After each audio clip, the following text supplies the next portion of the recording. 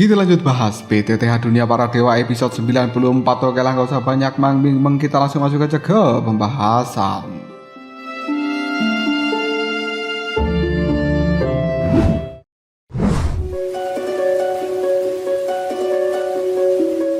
Xiaoyan dan juga anggota kelompoknya kembali menegang di kejauhan. Leluhur roh pendendam sebagai pusatnya, dia berada di tengah-tengah dari 18 bendera berwarna merah yang sangat besar yang kemudian melayang mencapai ketinggian 1000 kaki. Hal itu berkibar menciptakan hamparan kabut berwarna merah yang langsung menyelimuti gurun pasir ini. Kelompok dari Xiaoyan berdiri tanpa bergerak.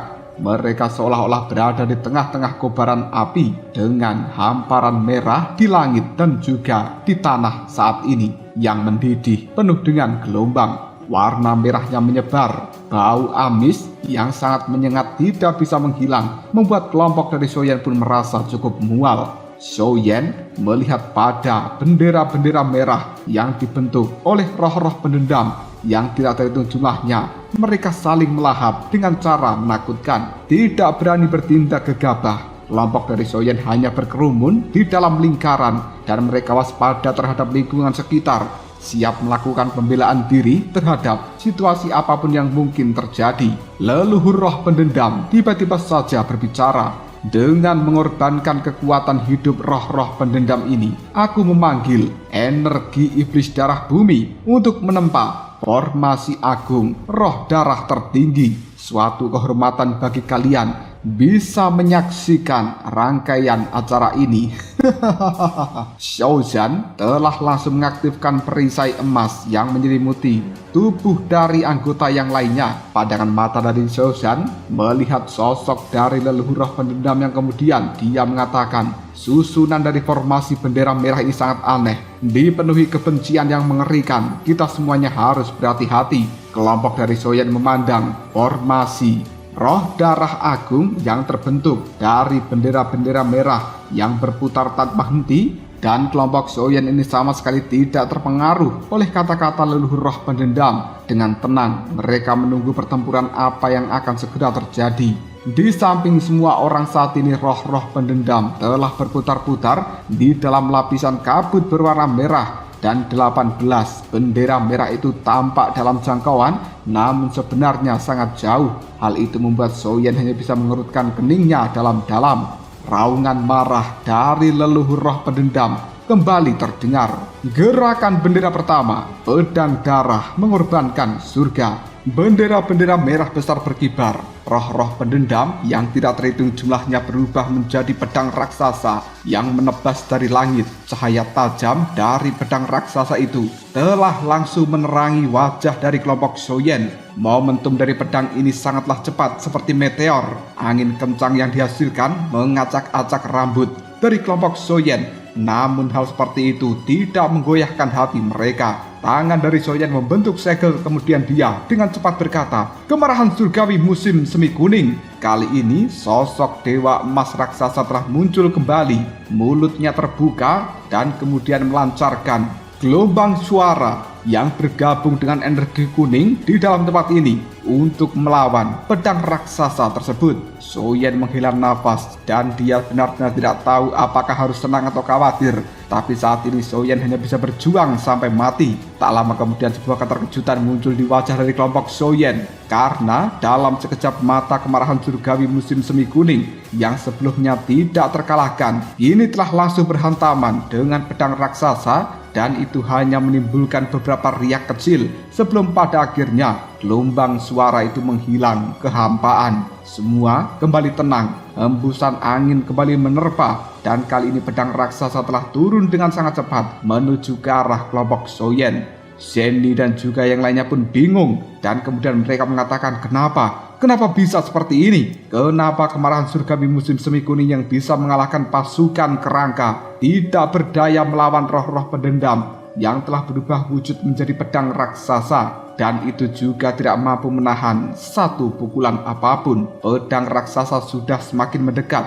Menyaksikan hal seperti ini, Xiaoyan melangkah maju sambil berkata, Aku akan melawan pedang itu. Cahaya keemasan telah dikeluarkan dari dalam tubuh Xiaozan yang kemudian berubah menjadi lapisan-lapisan pelindung yang telah menutupi tinjunya. Tanpa basa-basi lagi, Xiaozan melepaskan tinju raksasanya yang kemudian melayang dengan keras menghantam pedang raksasa dengan cara yang dahsyat. Sampai-sampai langit saat ini telah dipenuhi cahaya merah dan juga keemasan. Pada akhirnya, pung! Cahaya dan juga bayangan telah lenyap dalam sekejap. Tubuh dari Xiaozan terdorong mundur 7 langkah. Pelindung di tangannya juga pecah menjadi beberapa bagian yang kemudian lenyap di udara. Di saat yang sama, pedang raksasa berwarna merah juga telah hancur dan berubah menjadi kumpulan roh-roh pendendam yang kembali menyatu dengan formasi agung roh darah berupa 18 bendera itu. Tawa gila terdengar dari leluhur roh pendendam. Ini baru permulaan. Xiaozan meraung dengan penuh amarah. Sialan kau, jika kau benar-benar punya nyali, turunlah. Ayo kita duel 1 lawan 1.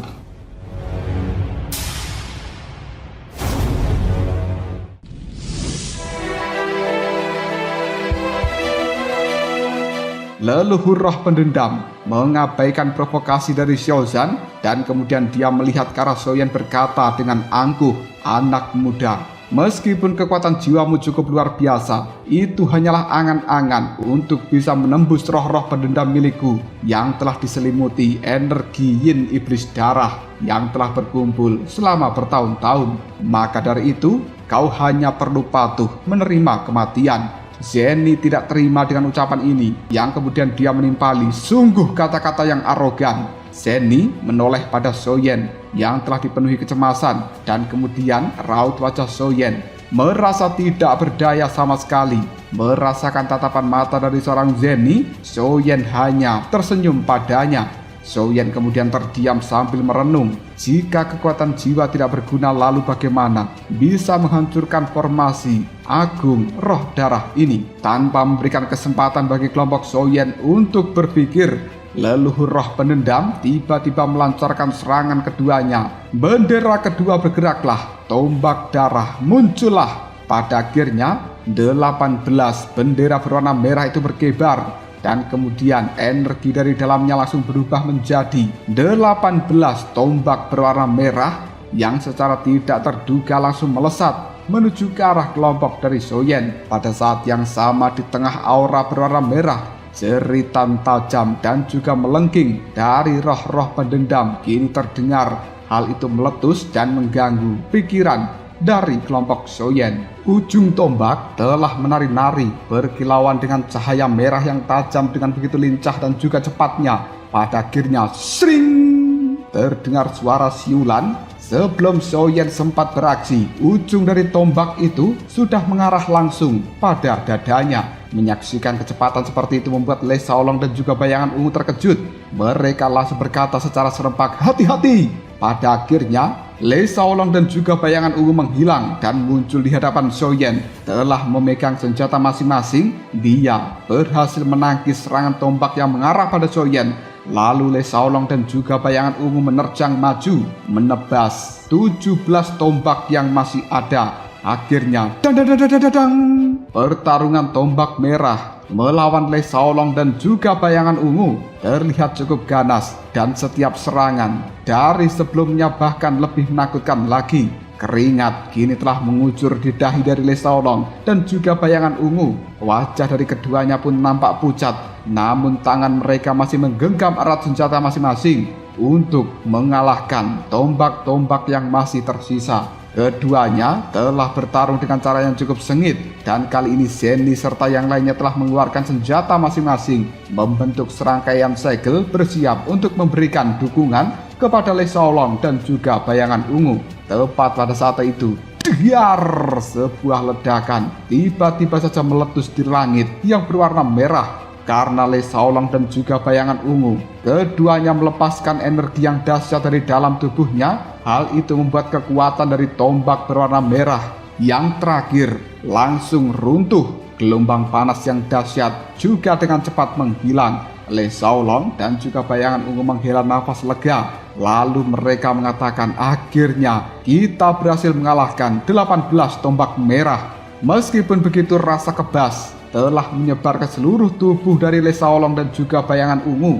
Gelombang rasa sakit membuat jari-jari kaki mereka tampak lemas. Akhirnya kehilangan keseimbangan yang membuat mereka langsung terjatuh dan terduduk di tanah. Zhenny dan juga Xiaoyan serta yang lainnya langsung berkerumun untuk melindungi mereka berdua. Menyaksikan adegan seperti ini, leluhur roh pendendam hanya tersenyum, yang kemudian dia berkata tanpa basa-basi, gerakan bendera ketiga, angin pedang merah. Tak butuh waktu yang lama, kabut-kabut merah yang dipancarkan dari dalam 18 bendera merah ini telah langsung berubah menjadi 18 pedang yang saling terjalin satu sama lain, membentuk angin pedang yang sangat dingin dan membangkitkan badai yang dahsyat berwarna merah. Hembusan badai merah ini telah membuat kelompok dari Xiaoyan bergoyang tanpa daya, tidak mampu menstabilkan posisi mereka. Bahkan formasinya saat ini juga telah terganggu. Terdengar suara gemerisik. Pedang-pedang berwarna merah berjumlah 18 itu bergerak dengan lincah, menyapu melewati semua orang dan terbagi menjadi dua jalur. Yang satu mengarah pada Xiaoyan, yang satu lagi mengarah pada Xiaozan. Xiaoyan menyeka keringat di dahinya, sayap tulang telah dimunculkan, dan dia juga memegang pedang kuno api surgawi dengan tenang menghadapi serangan dari pedang merah. Sementara Xiaozan pijakannya tidak stabil, dia kehilangan keseimbangan dan tidak mampu membela diri. Hal itu telah menjadi titik lemah bagi timnya. Harus diakui, pemahaman dari leluhur roh pendendam tentang peluang pertempuran itu benar-benar berada di puncaknya. Hanya dalam beberapa gerakan dia telah mampu melihat kelemahan dari kelompok Xiaoyan. Xiaoyan sendiri merupakan inti dari tim ini. Meskipun kekuatan jiwanya kuat, tapi Xiaoyan hanya memiliki kekuatan Dodi di tahap akhir bintang 3. Dan meskipun Xiaozan sangat berani serta memiliki kekuatan pertahanan yang luar biasa, selama tubuhnya tidak stabil, maka kelemahannya akan terlihat. Dan selama dua orang itu tersingkir, kelompok dari Xiaoyan pasti akan tercerai-berai, runtuh tanpa perlawanan.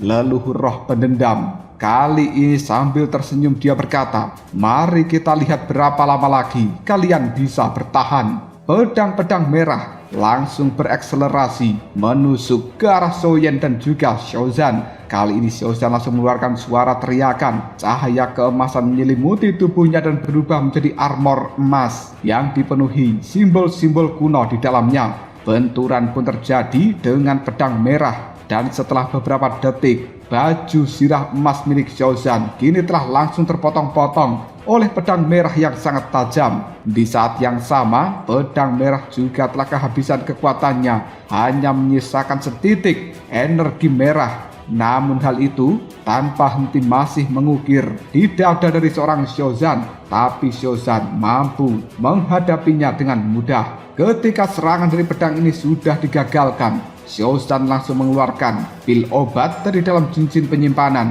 Dia langsung menelannya dan kemudian duduk bersila memanfaatkan waktu untuk memulihkan diri. Kali ini sisa pedang yang lainnya telah mengincar Xiaoyan. Semua orang seperti Zhenny langsung mundur untuk membantu Xiaoyan dan mereka terlibat di dalam pertempuran yang sengit melawan pedang-pedang merah. Pedang-pedang itu sendiri telah berubah-ubah secara tidak terduga. Kadang kaku, kadang lembut, kadang cepat, kadang lambat, kadang ilusi, kadang nyata. Namun di bawah perlindungan dan juga kerjasama yang luar biasa dari kelompok Xiaoyan, pada akhirnya pedang-pedang merah ini juga tidak berdaya, yang akhirnya hanya bisa kembali tanpa hasil apapun. Leluhur roh pendendam nampak terkejut dalam hal ini dan kemudian dia melambaikan tangannya sambil mengatakan, gerakan keempat, tombak merah menembus awan. Energi merah yang dipancarkan dari dalam bendera-bendera merah itu langsung berkumpul dan berubah menjadi tombak perang naga merah raksasa. Sejak zaman kuno, tombak ini dikenal sebagai raja dari 100 senjata. kekuatannya melonjak dan kemudian ada ukiran dua naga kembar di ujungnya. Hal ini melesat ke arah langit menunjukkan kesombongan yang tidak tertandingi dan kemudian kembali masuk ke dalam tombak merah itu lalu turun dengan sangat cepat mengarah pada kelompok Soyen. Kekuatan dari tombak merah sangatlah lambat, namun energi dinginnya sangat luar biasa, seolah-olah mampu membekukan hati semua orang, membuat kelompok dari Soyen sesak nafas dan bahkan mereka bisa merasakan bahwa jiwanya seperti akan membeku.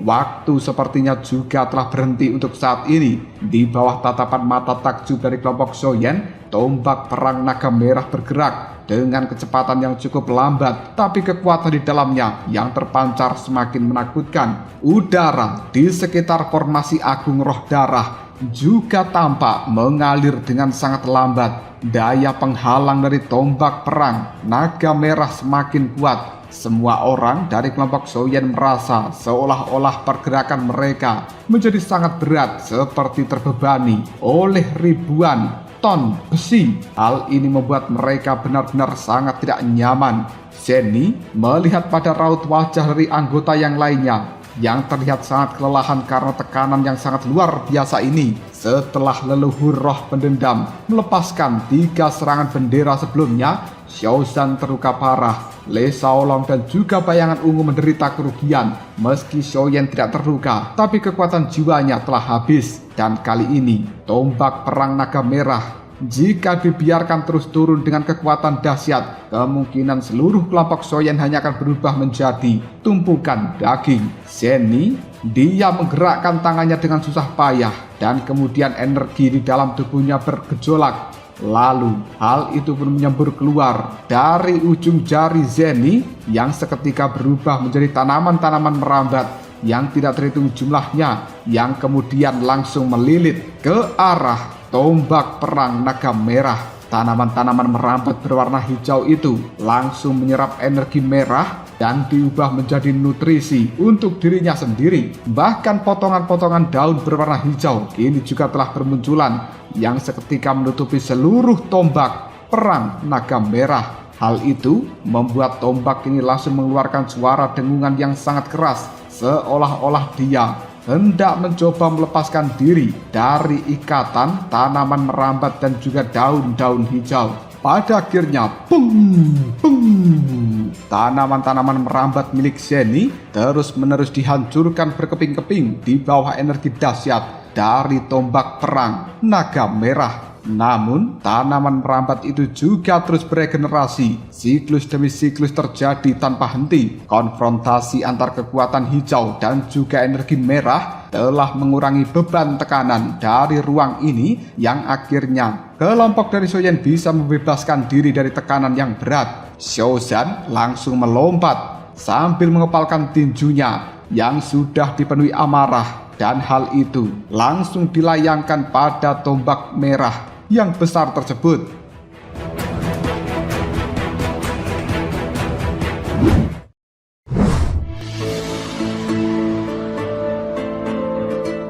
Meskipun kekuatan korosif dari energi merah dari tombak perang naga merah sangat kuat, tapi hal seperti ini sudah banyak terserap oleh tanaman merambat hijau milik Zeni. Bahkan warna tombaknya juga terlihat lebih pucat daripada sebelumnya. Pada akhirnya, tombak perang naga merah telah menerima pukulan berat dan juga dahsyat dari seorang Xiaozhan. Tidak berhenti sampai di situ saja, Xiaozhan melancarkan pukulan kedua, ketiga, keempat, kelima, dan kemudian seperti gelombang yang meluap menghantam tombak perang naga merah dengan cara yang sangat dahsyat. Tidak bisa dijelaskan berapa banyak pukulan yang telah dilayangkan Xiaozhan.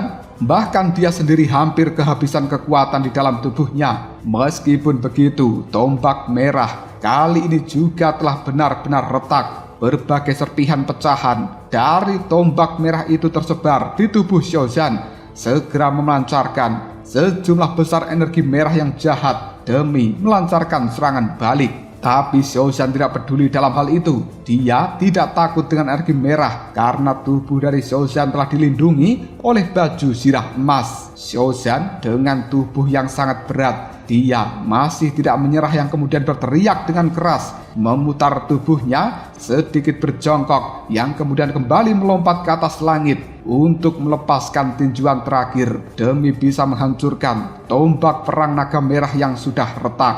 Tinjuan yang sangat keras dari seorang Xiaozan benar-benar menghantam tombak perang naga merah dan akhirnya tidak mampu bertahan, lalu membuatnya hancur berkeping-keping. Xiaozan kemudian berdiri di samping dari Xiaoyan dan juga yang lainnya. Cairan merah menetes dari sudut mulutnya, jelas Xiaozan telah terluka. Namun dia kali ini mengatakan, formasi Agung Roh Darah ini memang sangat kuat. Dan kemenangan kita sekarang juga berkat dari nona muda Zenny yang telah mengambil inisiatif. Xiaoyan dengan wajah serius dia menimpali. Setiap bendera jauh lebih kuat daripada sebelumnya. Dan ini baru bendera keempat dan sudah menyebabkan Xiaozan terluka berulang kali. Leluhur roh pendendam di dalam formasi merah yang diselimuti oleh kabut merah. Dia pun mengatakan, mereka yang mampu menembus tempat ini memang tidak buruk, tapi sayang sekali, formasi Agung Roh Darah milikku memiliki total 18 bendera. Dan seperti apa yang kau katakan, ini baru bendera keempat. Jika kemampuanmu berhenti sampai di sini, maka pertunjukannya juga telah berakhir. Bayangan ungu tiba-tiba saja berteriak dengan marah. Jika kau punya nyali, keluarlah dari formasi itu, hadapi kita semuanya. Karena tidak bisa melihat wujud asli dari leluhur roh pendendam, maka kelompok Xiaoyan tidak berdaya. Namun, leluhur roh pendendam hanya menimpali perkataan dari bayangan ungu. Untuk menantangku secara pribadi, kau belum pantas. Bicaralah setelah kau berhasil merebut 18 bendera milikku. Zenny juga langsung berkata, mudah bagimu mengatakan hal seperti ini, tapi kurasa kau hanyalah seorang pengecut. Zenny juga mencoba memprovokasi leluhur roh pendendam. Namun orang itu sama sekali tidak tertarik dengan provokasi seperti ini. Malah tiba-tiba saja mengatakan, rasakanlah gerakan bendera kelima. Kapak merah meminta surga. Sebuah energi merah melonjak dan berubah menjadi kapak merah yang menebas udara. Roh-roh pendendam kini telah langsung meronta-ronta di dalamnya. Energi terbesar dari roh pendendam itu berasal dari kebencian setelah kematian. Apabila kebencian ini tidak dihilangkan, maka roh pendendam juga tidak akan lenyap. Dan sumber aktivasi dari formasi Agung Roh Darah adalah membakar kebencian dari roh pendendam, mengubahnya menjadi energi untuk memadatkan 18 bendera itu satu persatu. Ketika satu serangan berhasil dikalahkan, roh-roh pendendam akan kembali bergabung dengan formasi Agung Roh Darah. Kebencian di dalamnya semakin menumpuk, sehingga serangan berikutnya yang dilepaskan akan jauh lebih menakutkan daripada serangan sebelumnya. Jika formasi Agung Roh Darah ini melepaskan kekuatan bendera ke-18, bahkan seorang di bintang 7 Dodi kemungkinan akan langsung binasa. Dan ini baru serangan dari bendera kelima. Namun cahaya kapak merah yang dipancarkan telah membuat bulu kuduk, bulu ketek dari kelompok Xiaoyan semuanya merinding. Dan mereka tidak yakin bisa bertahan untuk melawan bendera ke-6, ke-7, ke-8 dan juga berikutnya. Meskipun kelompok dari Xiaoyan ini adalah individu-individu yang luar biasa, namun mereka tidak mahir dalam kekuatan formasi dan terperangkap di dalam formasi seperti ini. Rasanya seperti kabut yang mengaburkan pandangan mereka. Sekeliling tempat dari kelompok Xiaoyan bergejolak. Energi merah dan juga roh pendendam telah mengamuk, mengeluarkan suara tangisan dan juga raungan yang mengganggu pikiran, membuat mereka semakin sulit untuk melihat jalan ke depan. Dan kali ini kapak merah raksasa telah semakin mendekat.